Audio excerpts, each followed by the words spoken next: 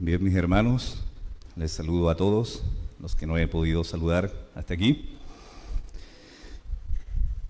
El día de hoy estaremos viendo una predicación que lleva por título Verdaderamente libres. Verdaderamente libres. Lo que vamos a hacer el día de hoy es que vamos a continuar explorando las profundas palabras de nuestro Señor Jesucristo durante su aparición pública en la fiesta de los tabernáculos. ¿Se acuerdan que estamos detenidos en esa escena? En las últimas predicaciones hemos sido testigos nosotros de cómo Jesús se reveló con claridad. Él se reveló con gran autoridad. ¿Qué es lo que hizo el Señor? Primero, lo que hizo fue revelarse como el agua viva, llamando a todo aquel que tuviera sed a venir a Él y beber. No hablaba Él de una sed física. No era esa sed física, sino el vacío más profundo que tiene el alma humana, mostrándonos que solo Él, o que solo en Él hay verdadera satisfacción. Solo en Él hay verdadera vida eterna. Luego el Señor Jesús se presentó como la luz del mundo. Y no cualquier luz, sino aquella que disipa las tinieblas. Disipa el pecado, pero también guía al hombre como el único camino hacia el Padre. Esta revelación no solo exponía la ceguera espiritual de los que escuchaban, sino que al mismo tiempo también les estaba ofreciendo esperanza. Los que le siguen no andarán más en la sombra de su ignorancia y maldad. ¿Por qué? Porque ellos recibirán la luz de la vida. Sin embargo, también nosotros vimos la trágica respuesta de muchos que rechazaron esa luz. La incredulidad, que lo que hizo, endureció aquellos corazones de tal manera que aún teniendo frente a ellos la única esperanza de salvación, prefirieron las tinieblas. Y allí fue que las palabras de Jesús resonaron con fuerza. Si no creen que yo soy, morirán en sus pecados. Pero hoy el pasaje, mis hermanos, nos lleva a otro momento crucial en el diálogo entre Cristo y los judíos. Ahora Él se dirige a aquellos que habían mostrado cierta simpatía hacia ese mensaje de este hombre, quienes según el texto dice que habían creído en Él, aunque no de la manera que nosotros podíamos llegar a pensar. Aquí Jesús, mis hermanos, pone sobre la mesa una cuestión fundamental: la relación entre el hombre y la verdad, y cómo eso revela si somos verdaderamente libres o en realidad seguimos siendo esclavos. El tema de hoy no es solo entonces un mensaje para los judíos del primer siglo, sino también para nosotros y para todos aquellos que dicen seguir a Cristo. Porque no basta confesar, no basta profesar una fe superficial o solamente sentir simpatía hacia el Señor. No. Jesús nos confrontará el día de hoy con una verdad decisiva. ¿Somos verdaderamente sus discípulos? Y si lo somos, ¿cómo se manifiesta esa libertad que Él promete a quienes pertenecen en su palabra? Así que, mis hermanos, abramos nuestros corazones a las Escrituras Y pidamos a Dios que su verdad nos examine el día de hoy. Que su verdad nos transforme mientras meditamos juntos en el capítulo 8 del Evangelio de Juan, en los versículos 31 al 38. Vaya conmigo a aquel pasaje. Juan capítulo 8,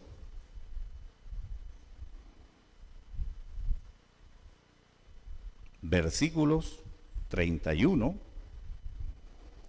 al 38.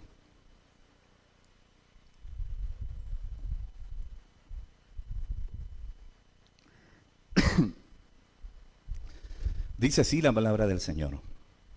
Entonces Jesús decía a los judíos que habían creído en él: si ustedes permanecen en mi palabra, verdaderamente son mis discípulos, y conocerán la verdad, y la verdad los hará libres.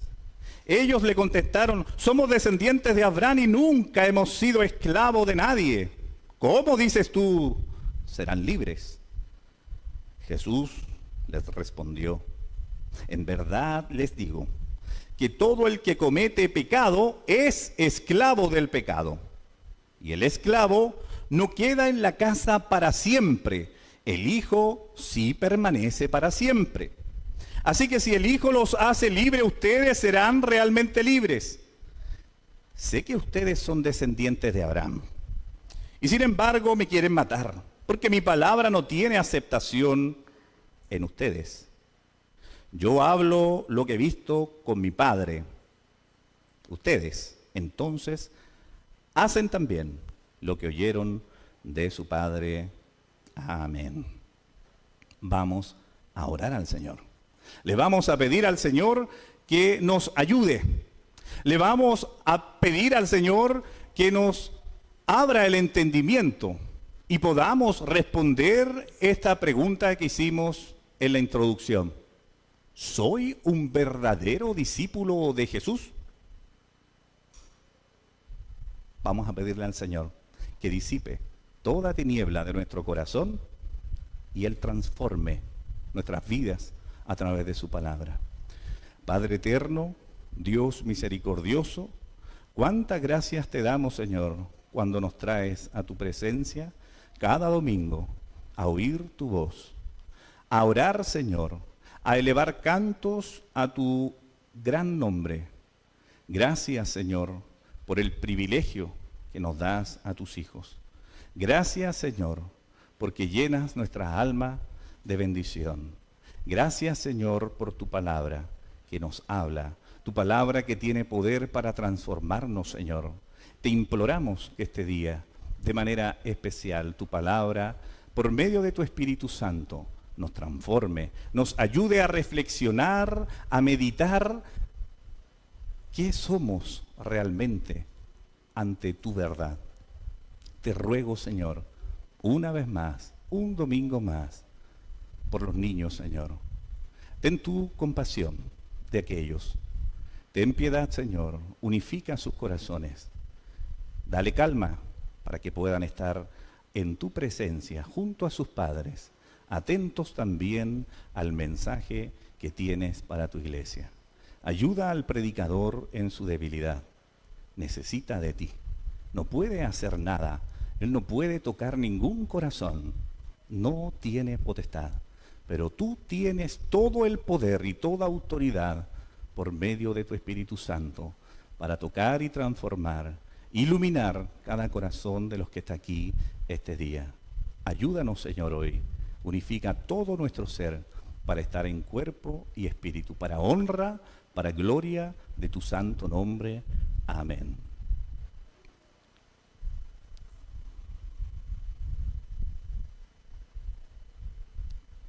En primer lugar, nuestro primer punto lleva por título esclavitud radical. Esclavitud radical. Una vez más nosotros nos encontramos entonces ante una conversación entre Jesús y los judíos. Y como suele ocurrir, quienes escuchan a Jesús no están entendiendo muy bien el sentido de sus palabras y se ven confundidos, se ven escandalizados ante todo lo que Jesús está predicando. Con cada cosa que va diciendo Jesús, ellos parecen estar mucho más perdidos y lo único que saben en realidad es que lo odian. Es que la verdad, Jesús para ellos es un charlatán. Jesús es un loco o un endemoniado incluso, dicen que pensaban de él. Pero la realidad, mis hermanos, es muy distinta. Jesús no está pronunciando aquí palabras sin sentido ni discursos vacíos. Todo lo contrario. El Señor aquí está comunicando palabras de vida, palabras que deberían captar la atención de estos hombres y que deberían ellos creer, que deberían atesorar en sus corazones. Jesús, habiéndose presentado previamente como el agua viva y la luz del mundo, les va a hacer ver algo más. Solo Él puede traerles verdadera libertad. Solo Él. Ahora, el solo hecho de que Jesús, mis hermanos, les ofrezca libertad implica que actualmente ellos entonces no la tienen. Es decir, si Jesús les dice que pueden ser libres, es porque en ese momento ellos son esclavos.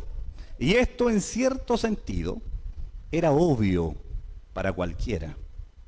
La nación judía, como ya muchos de ustedes sabrán, estaba bajo el dominio de un imperio, ¿se acuerdan? El imperio romano en este contexto. Pero la verdad es que ellos no habían sido los únicos que habían estado gobernando sobre Israel, sobre esta nación. Estaban los griegos, estuvieron ante los persas, los babilonios, los asirios. Entonces, esta nación en realidad no tenía plena autonomía. Eso era sabido para todos. Llevaba mucho tiempo esta nación, mucho tiempo sometidos a una esclavitud política, a una esclavitud económica. Sin embargo, había algo que aún conservaban estos hombres y que era motivo de orgullo para ellos. Esto era la adoración a Jehová, el verdadero Dios.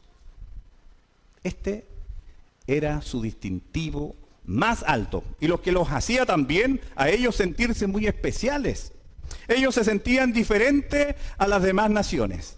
Se veían a sí mismos como el pueblo escogido por Dios, la descendencia de Abraham, los herederos de las promesas divinas.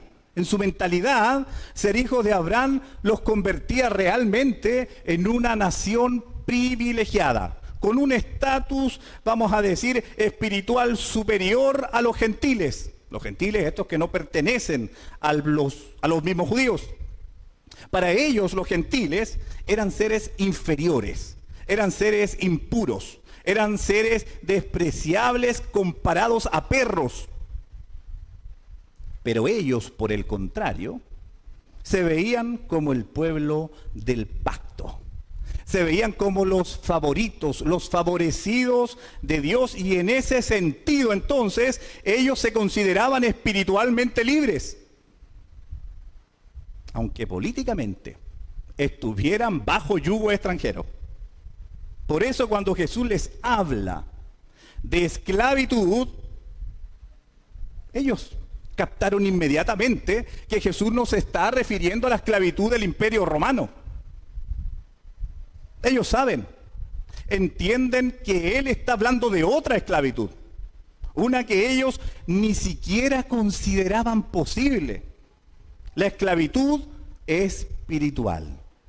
Y esta idea les resulta intolerable, porque esta verdad hiere su orgullo nacional y religioso como judíos. De hecho, esto queda expuesto cuando respondieron indignados en el versículo 31. ¿Qué dijeron estos hombres? Somos descendientes de Abraham y nunca, dice, hemos sido esclavos de nadie. ¿Cómo tú dices serán libres? La respuesta es reveladora. En su mente, el solo hecho, de ser descendientes de Abraham los libraba de cualquier esclavitud espiritual. Su identidad como pueblo elegido de Dios los hacía inmunes a cualquier acusación de esclavitud. Pero Jesús, con la autoridad de la verdad, destruye esa falsa seguridad con una declaración contundente en el versículo 34. Él les dijo: en verdad les digo que todo el que comete pecado es esclavo del pecado. Aquí Jesús no hace distinción entre judíos, gentiles, ricos, pobres, sabios, ignorantes, jóvenes, niños, ancianos. No hay excepción, no hay excusa. Todo el que comete pecado es esclavo del pecado.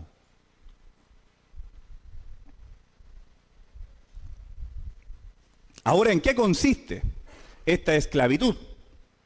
La figura de la esclavitud es impactante realmente. Un esclavo no es dueño de sí mismo, no lo es. Ha sido comprado o ha sido capturado, está sometido a un amo que lo domina completamente. No tiene libertad de hacer lo que quiere, ni puede tomar decisiones por sí mismo. Su vida le pertenece a otro, quien tiene un poder absoluto sobre él. Esto, llevado al plano espiritual, significa que el pecado no es solo algo que las personas hacen ocasionalmente. No es simplemente una serie de malas acciones que podrían corregirse quizás con algún esfuerzo personal. El pecado es un amo que esclaviza, somete y gobierna la vida del ser humano. Desde Adán y Eva, el pecado entró al mundo y pasó a toda su descendencia, como dice Romanos capítulo 5, versículo 12. Por tanto, tal como el pecado entró en el mundo, por medio de un hombre, y por medio del pecado la muerte, así también la muerte se extendió a todos los hombres, porque todos pecaron. La herencia de Adán no es solo la mortalidad física, sino la esclavitud espiritual. Romanos 5, 18 lo reafirma. Dice así: así pues, tal como por una transgresión resultó la condenación de todos los hombres. Y también el versículo 19 dice: por la desobediencia de un hombre, los muchos fueron constituidos pecadores.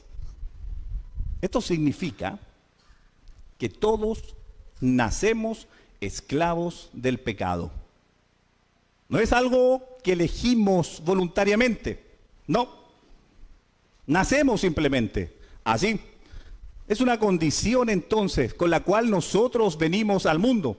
Como decía el salmista: yo nací en iniquidad y en pecado me concibió mi madre. Escuche bien. Incluso el más inocente de los bebés que usted ve aquí en la iglesia, o sus propios hijos o hijas, nace con una naturaleza inclinado al mal. Está inclinada al mal su hija pequeña. Está inclinado al mal su hijo pequeño. Imagínese usted a un bebé con la fuerza de un hombre de 33 años de edad. ¿Sí? Su mamá no le da leche. ¿Qué hace el niño? A veces tira manotazos, ¿o no? Hace un verdadero berrinche. Pero imagínense con la fuerza de un hombre de 33 años. Dejaría herida a su madre. Quizás hasta pudiera matarla. Lo único que limita la expresión de su pecado es su falta de fuerza y madurez, pero no la pureza de su corazón. De manera que deje, por favor, de mirar a sus hijos pequeños, como puros, inocentes y santos, porque no lo son. No lo son, ellos son esclavos del pecado desde el nacimiento, porque su corazón, como el de todos, está inclinado al mal. Ellos, al igual que tú, patalean y se frustran. ¿Cuándo? Cuando no obtienen lo que quieren. ¿No es la misma conducta que vemos en los niños? ¿La vemos en usted? Así que no te olvides, lo único que limita la expresión de su pecado es su falta de fuerza y madurez, no la pureza de su corazón. Ahora, ocurre que esta esclavitud no solo nos domina, sino que lo hace con una intensidad total. Es muy fuerte. No hay aspecto de nuestra vida, ninguno, que no sea afectado por el pecado. Nuestros pensamientos están contaminados. Hay cosas que jamás diríamos a voz alta, ¿o no? Pero que rondan allí, en su mente. A veces pensamos, estuve a punto de decirle sus verdades. ¿Les ha pasado?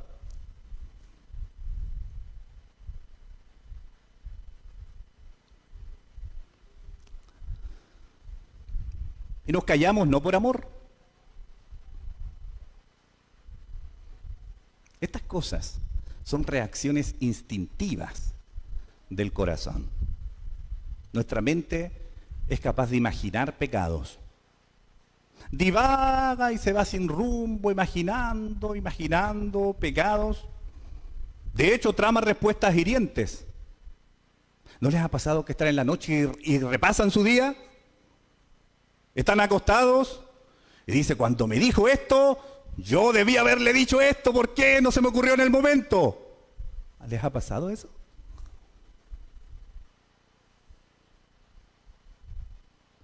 Trama a veces respuestas hirientes, pero para la próxima yo se lo voy a decir, y se lo voy a decir así. Incluso en silencio, nuestros pensamientos a menudo maquinan maldad.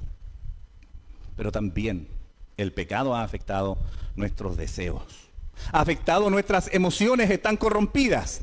También, no siempre deseamos el bien por amor de Dios, sino por razones que están ocultas a veces. Podemos ayudar a alguien para ser vistos, para ser elogiados, para ser retribuidos incluso. Siempre doy este ejemplo.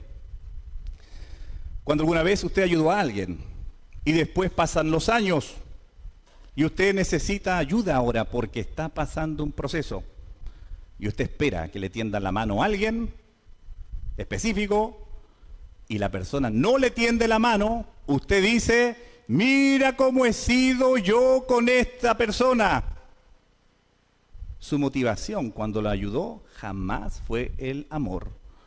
Siempre estuvo oculto en su corazón el día que usted necesitaría ayuda y le devolverían la mano.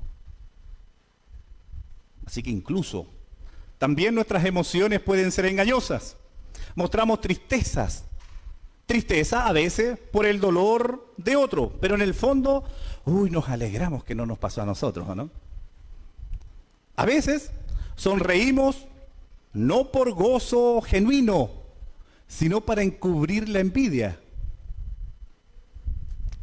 Hasta lo que sentimos, mis hermanos, puede estar torcido completamente por nuestro orgullo. Pero también nuestros afectos y nuestros anhelos están desviados por causa del pecado. No solo sentimos ira cuando somos ofendidos, sino que muchas veces disfrutamos del fracaso de otros porque calma nuestra envidia.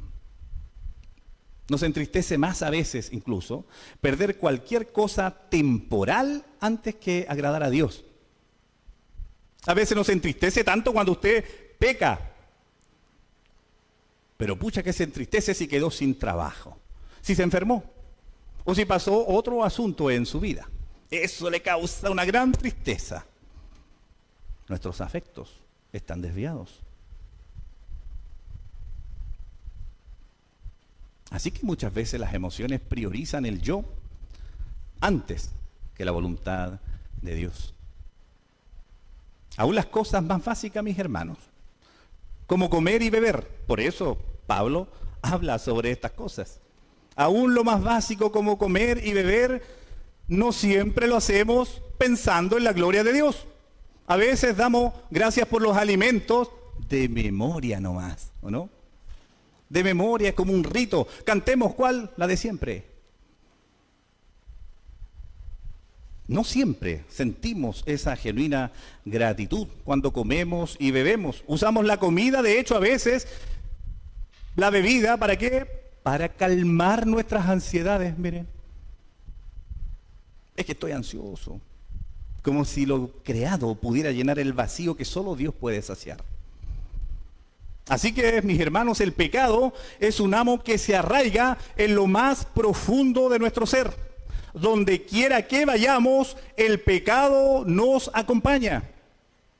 No hay lugar donde podamos escondernos de su presencia. Como dice Jeremías capítulo 2, versículo 22, aunque te laves con lejía y uses mucho jabón, la mancha de tu iniquidad está aún delante de mí, declara el Señor Dios. Jeremías 13:23 dice de esta forma: ¿puede el etíope mudar su piel? ¿O el leopardo sus manchas? Así ustedes podrán hacer el bien estando acostumbrados a hacer el mal. De manera que no importa lo que uses para quitar tus cadenas, no puedes cortar sus eslabones, no puedes ir en contra de tu naturaleza. La esclavitud del pecado, escuche bien, es la madre de todas las esclavitudes. No hay esclavitud más profunda ni devastadora que esta. Como dice J.C. Ryle, pastor anglicano del siglo XIX, no hay esclavitud como esta, dice él. El pecado es en realidad el más duro de los capataces. Hay miseria y desilusión durante el camino. La desesperación y el infierno esperan al final. Este es el único pago que el pecado da a sus sirvientes. Fin de la cita. Ahora los judíos no querían, aceptar esta verdad. No querían aceptar esta verdad. Su confianza estaba en su linaje, en su herencia espiritual, en su religión, pero no en la verdadera libertad que Cristo les podía dar. Y la verdad que hoy no es distinto, pues. Muchos dicen, tengo libre albedrío. Cuando quiera puedo buscar a Cristo. Quizás a los 30 y tantos años los voy a buscar. O cuando ya esté viejito, antes de morir, ahí sí, yo tengo libre albedrío, hago lo que quiero, tomo las decisiones que quiero, soy dueño de mi vida. No necesito liberación, porque yo no soy esclavo de nada, ni de nadie. ¿Ha escuchado ese discurso usted?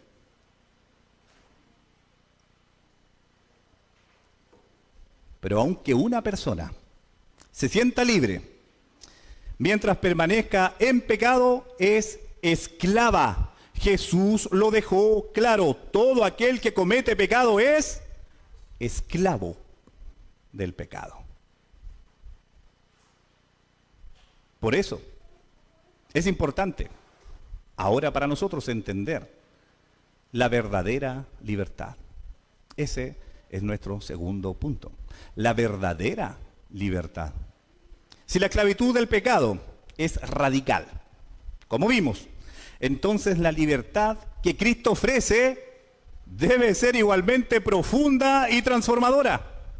No es una libertad entonces superficial la que Cristo ofrece, ni aquella que el mundo promete, sino una liberación que toca las fibras más íntimas del alma. Es esta esclavitud del pecado la que Jesús tenía en mente cuando proclamó a los judíos esta libertad. J.C. Ryle dijo así: liberar a los hombres de estas cadenas es el gran objetivo del Evangelio. Despertar a la gente a un sentido de su propia degradación, mostrarles sus cadenas, hacerlos levantarse y luchar para ser libres. Este es el fin para el que Cristo envió a sus ministros. Feliz aquel que ha abierto sus ojos y ha entendido su peligro. Él dice, el primer paso hacia la libertad es saber que estamos bajo esclavitud. Fin de la cita. Libertad, ¿cierto? Esa es la palabra en cuestión. Una palabra muy popular y sin embargo tan manoseada, sin embargo tan malentendida. Si preguntamos a cualquiera, todos dirán que desean ser libres, ¿o no? Hay canciones, hay películas, libros y consignas políticas que exaltan la libertad. Libertad, igualdad, fraternidad fue el lema de la Revolución Francesa. Pero irónicamente, esa misma revolución estuvo marcada por sangre y terror. A lo largo de la historia, líderes han prometido libertad a sus pueblos, pero lo único que hicieron fue encadenarlos en otra forma de esclavitud nada más. Hoy el concepto de libertad que el mundo ofrece no es mejor. No es mejor.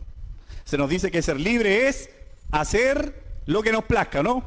Eso sí que es libertad. Seguir nuestros propios instintos. Vivir según nuestros deseos. Las canciones y las campañas publicitarias nos gritan libérate. ¿Pero de qué? ¿De qué libérate? De cualquier regla. ¿Libérate de qué? De cualquier restricción, de cualquier verdad absoluta. Para el mundo, la libertad es dar rienda suelta a las pasiones. Sin embargo, esa no es libertad. Esclavizarse a los propios deseos no es más que una tiranía disfrazada. Como alguien dijo, la forma más eficaz de mantener a un hombre encadenado es hacerle creer que es libre. Eso es exactamente lo que hace el pecado. Nos domina mientras nos hace pensar que somos nuestros propios amos. Jesús desmantela esta mentira con una claridad brutal. Él dijo, versículo 34, lo vuelvo a repetir, en verdad les digo que todo el que comete pecado es esclavo del pecado. Creemos que estamos en control, ¿sí? Pero cada vez que cedemos a las pasiones, estamos siendo arrastrados. Estamos siendo arrastrados por estas cadenas invisibles del pecado. Nos jactamos a veces también de esta libertad mientras caminamos directamente a la destrucción.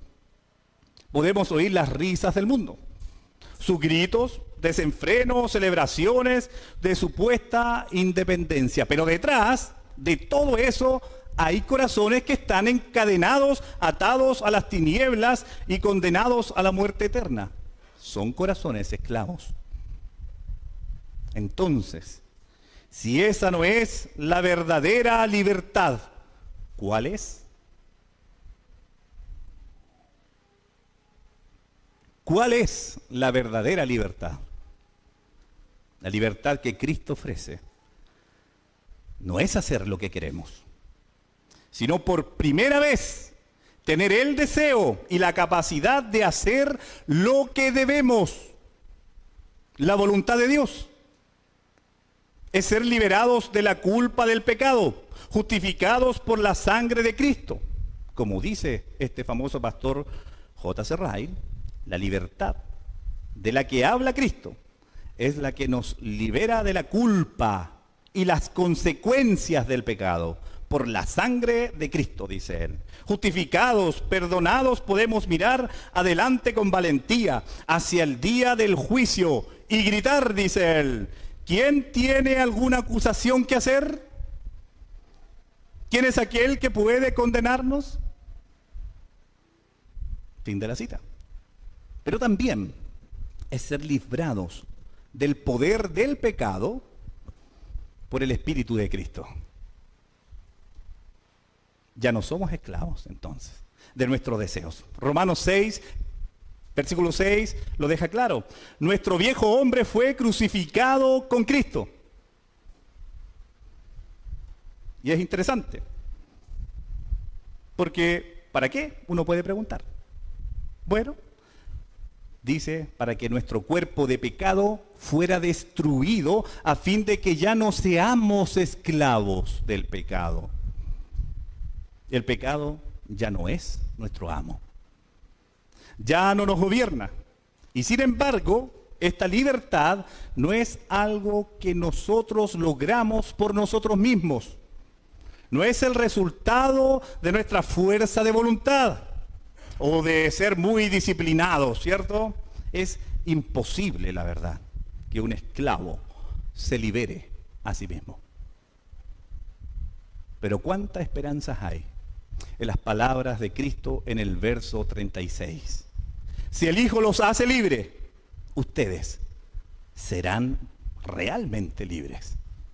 Esa es la esperanza. Nosotros estábamos muertos en pecados, sin fuerza, sin capacidad para escapar como Lázaro en la tumba, pero el Hijo descendió. El Hijo tomó forma humana y desde nuestra propia condición de siervos, Él nos liberó. Filipenses 2 dice, Cristo Jesús, el cual, aunque existía en forma de Dios, no consideró el ser igual a Dios como algo a que aferrarse, sino que se despojó a sí mismo tomando forma de siervo, dice. Aquí la palabra siervo es doulos, esclavo, la misma palabra que Jesús usa en Juan 8, versículo 34. El Hijo se hizo esclavo para que nosotros pudiéramos ser libres. Fue tentado en todo, pero sin pecado, dice Hebreos 4:15. Y cargó nuestras transgresiones hasta la cruz, pagando el precio que nunca nosotros podríamos haber pagado. Por eso, el pecado ya no tiene derechos sobre nosotros. No puede reclamarnos como suyos, porque Cristo compró nuestra libertad con su sangre. Por eso Pablo declara en 1 Corintios, capítulo 6, versículo 20, porque han sido comprados por un precio, por tanto glorifiquen a Dios en su cuerpo y su espíritu, los cuales son de Dios, no son del pecado, son de Dios. ¿Qué implica esta libertad entonces? Que ya no vamos a obedecer al pecado como nuestro amo. Hemos muerto con Cristo. Y hemos resucitado a una nueva vida, como dice Romanos capítulo 6, versículo 11. Así también ustedes considérense muertos al pecado, pero vivos para Dios en Cristo Jesús. Pero aquí está la clave, entonces. La única manera de ser libres del pecado es siendo esclavos de Cristo. La única manera de ser libres del pecado es siendo esclavos de Cristo. El concepto bíblico de redención se relaciona con el derecho romano, donde un esclavo podía solo obtener su libertad si alguien pagaba el precio por él. Un hombre libre podría acercarse, redimir al esclavo comprándolo. Pero aquel esclavo redimido seguía o vivía, desde ese entonces, sirviendo con gratitud a su liberador, a su libertador. Eso es lo que Cristo ha hecho por nosotros. Nos redimió con su sangre. Nos compró para librarnos y ahora le pertenecemos a Él, nada más. Por eso Pablo dice, habiendo sido libertados del pecado, se hicieron siervos de la justicia. Se hicieron esclavos de la justicia. Romanos 6:18. Entonces la verdadera libertad no es independencia absoluta. La verdadera libertad entonces es una sola: cambiar de amo. Antes servíamos al pecado, ahora servimos a Cristo. Y eso no es una carga ahora, no es una carga, sino el mayor gozo porque hemos sido adoptados como hijos. Jesús dice en el verso 35, el esclavo no queda en casa para siempre, el hijo sí, permanece para siempre. Cristo no solo nos libera, también nos lleva a la casa del Padre. Él no redime esclavos por allí para dejarlos vagando sin rumbo. Nos adopta, nos hace sus hermanos y nos asegura un lugar eterno en el hogar de Dios, nuestro Padre. Así que la verdadera libertad no es hacer lo que queremos, es por primera vez tener un nuevo corazón que desea ahora, lo desea hacer la voluntad de Dios. Es ser libres del pecado para ser siervos de justicia. Es ser comprados por Cristo para pertenecerle a Él. Por eso la pregunta aquí no es, ¿eres libre? La verdadera pregunta es, ¿de quién eres esclavo? ¿Del pecado? ¿Le obedeces? ¿Es tu amo? ¿O Cristo es tu amo? Por eso huir del pecado solo tiene una dirección: correr hacia Cristo. No hay otra dirección, no hay otra vía de escape. Él es el único libertador. ¿Quieres ser verdaderamente libre? ¿Deseas ser verdaderamente libre? ¿Quieres ser un verdadero discípulo? ¿Quieres ser un esclavo de Jesús? Entonces huye hacia Cristo. Huye hacia Cristo. Todo esto que acabamos de ver nos conduce a nuestro tercer punto, que nos va a ayudar a entender. Verdaderos discípulos. Verdaderos discípulos. ¿Qué distingue a un verdadero discípulo de uno falso?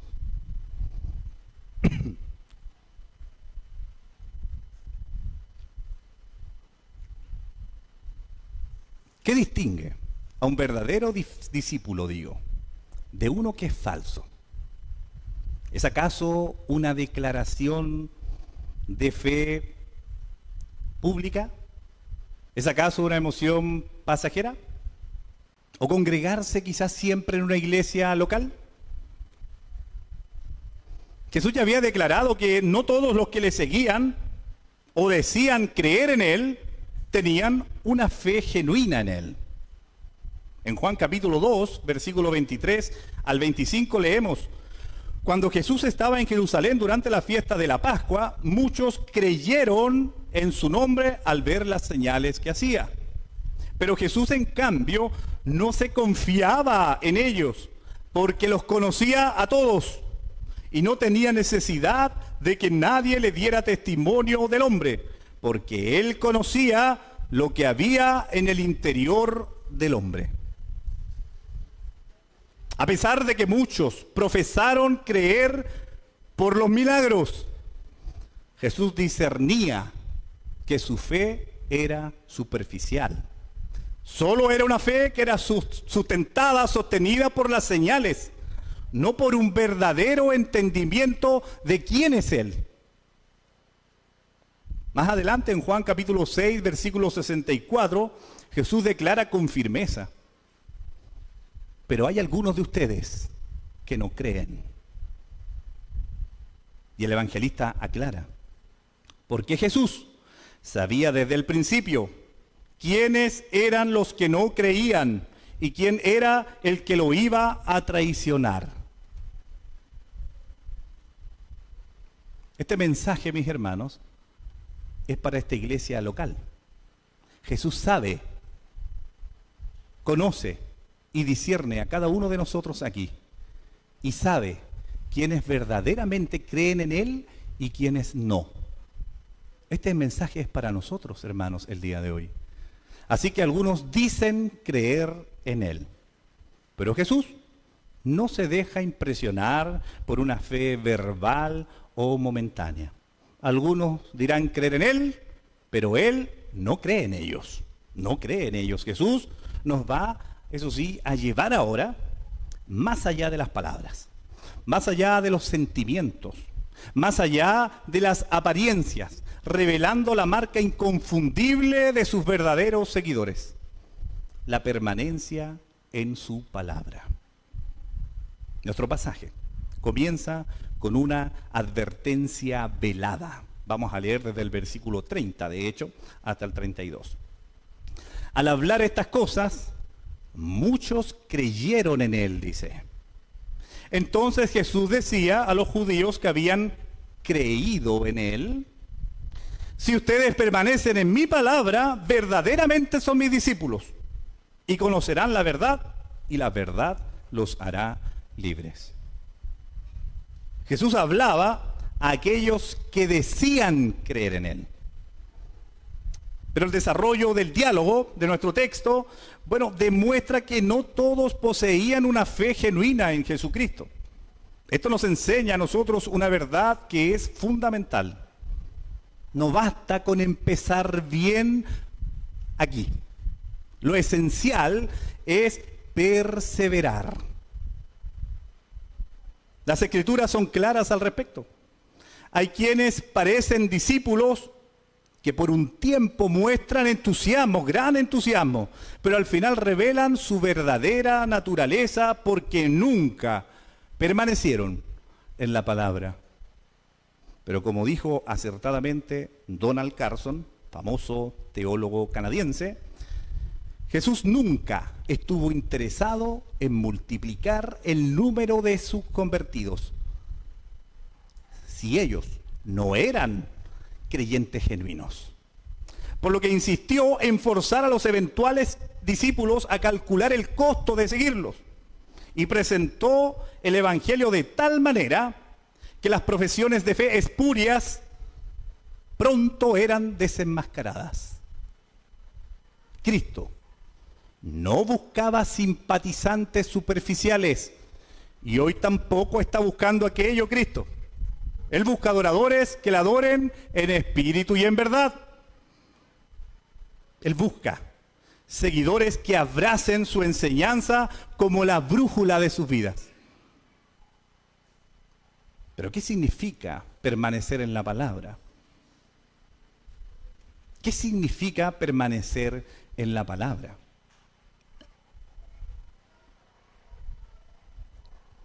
No es un ejercicio académico, no es un ejercicio intelectual, tampoco es una mera repetición de versículos, sino que es un compromiso vital.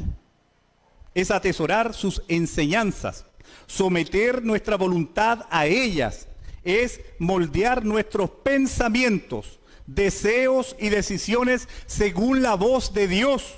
Es alinear el corazón con la verdad divina. El verdadero discípulo no negocia con la verdad divina aunque ésta le confronte. No adapta el evangelio tampoco a sus gustos personales. Al contrario, la verdad de Cristo se convierte en su alimento diario. Mientras que el falso discípulo como que las tiene que soportar. Siempre tiene una resistencia o cierta indiferencia quizás. No le es delicioso, parece.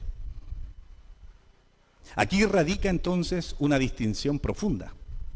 Un verdadero discípulo no solo comienza el camino, sino que lo transita y lo termina.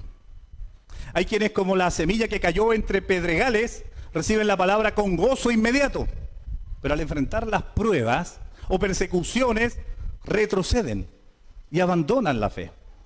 En cambio, los que han sido transformados por la verdad de Cristo, ellos perseveran hasta el fin, porque su fe no depende de las circunstancias externas, sino de la firmeza de la palabra que ha sido sembrada en sus corazones.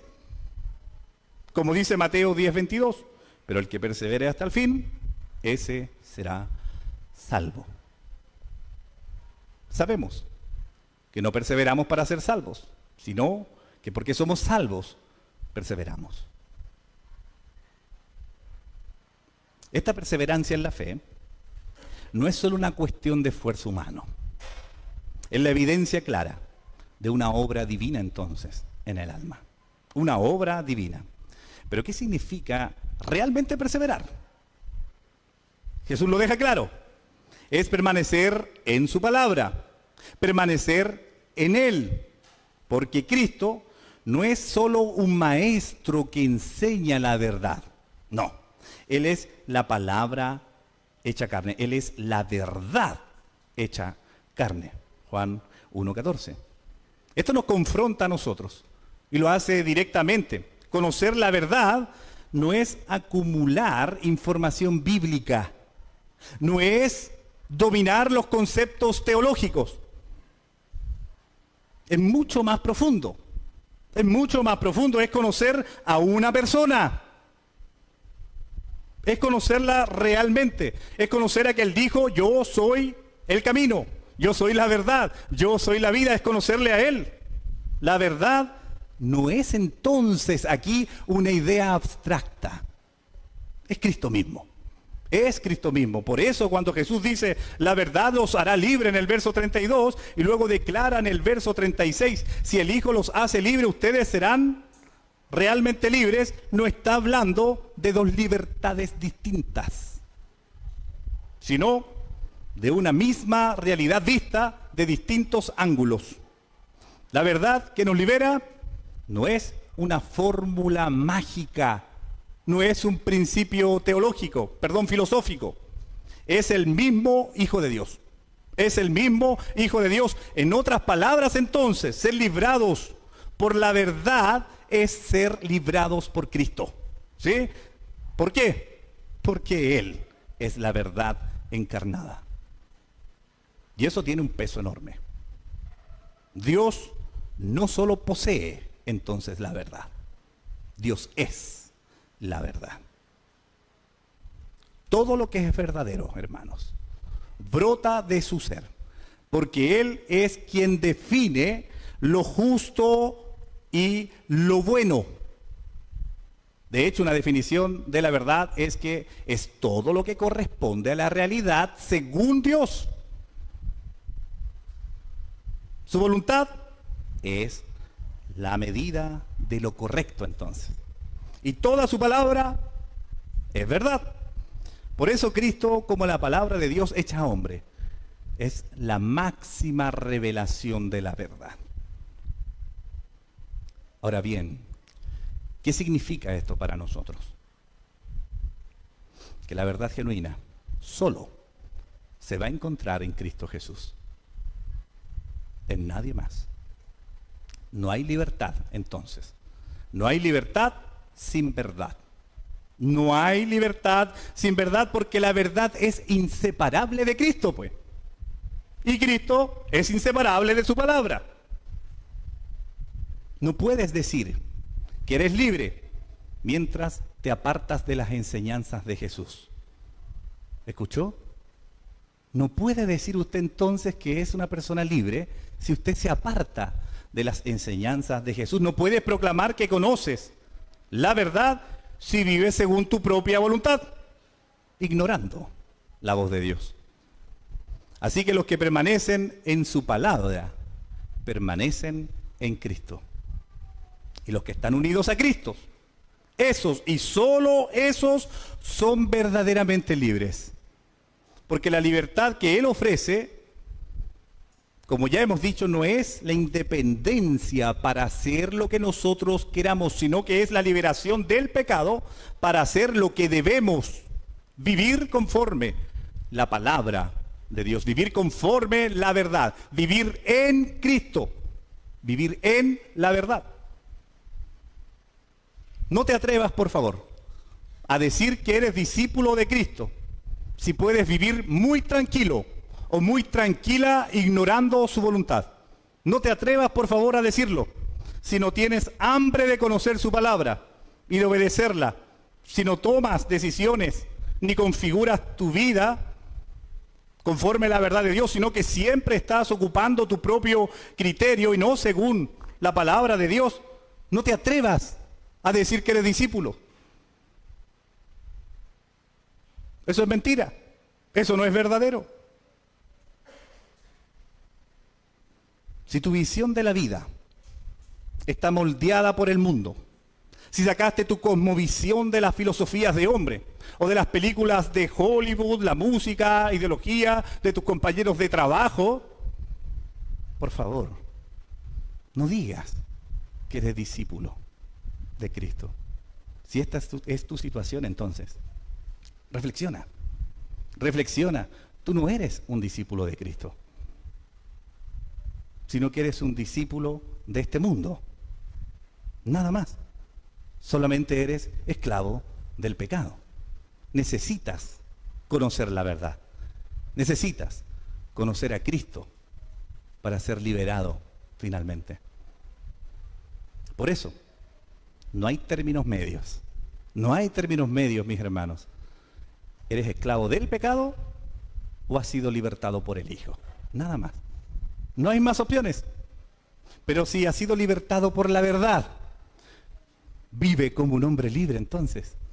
Vive como una mujer libre. No aceptes las órdenes del pecado como si aún fuera tu amo. Ni te sometas a tus viejas pasiones como si tuvieras una deuda con ellas. El viejo hombre fue crucificado con Cristo. El mundo fue crucificado para ti y tú para el mundo. Eso dice Gálatas 6:14. Tu vida ya no pertenece a las tinieblas, sino al glorioso Redentor, Salvador que te ha redimido. Así que, ¿qué podemos ir viendo? Que el verdadero discípulo no solo es el que dice Señor, Señor, sino que vive bajo ese señorío. Vive bajo ese señorío permaneciendo en la palabra de Dios cada día. Esta es la libertad que nosotros debemos anunciar, la que debemos abrazar con firmeza, como lo declara Gálatas 5:1. Para libertad fue que Cristo nos hizo libres, por tanto permanezcan firmes y no se sometan otra vez al yugo de esclavitud. Así que examina tu corazón. Piensa, este mensaje es para ti.